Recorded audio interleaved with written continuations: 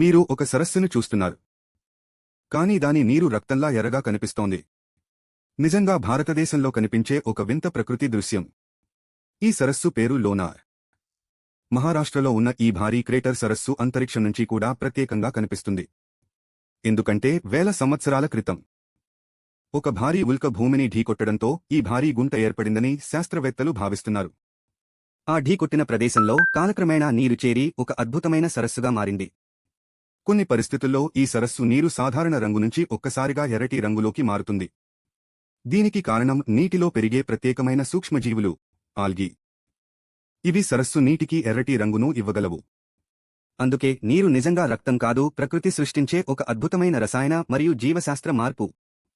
Lunar సరస్సు అందం ఏంటంటే ఇది ఒకేసారి అంతరిక్ష రహస్యాన్ని, భూమి చరిత్రను, ప్రకృతి అద్భుతాన్ని చూపిస్తుంది. ఇలాంటి నమ్మశక్యం కాని నిజాలు మరిన్ని తెలుసుకోవాలంటే ఫాలో అవ్వండి. Subscribe for more of India's darkest mysteries.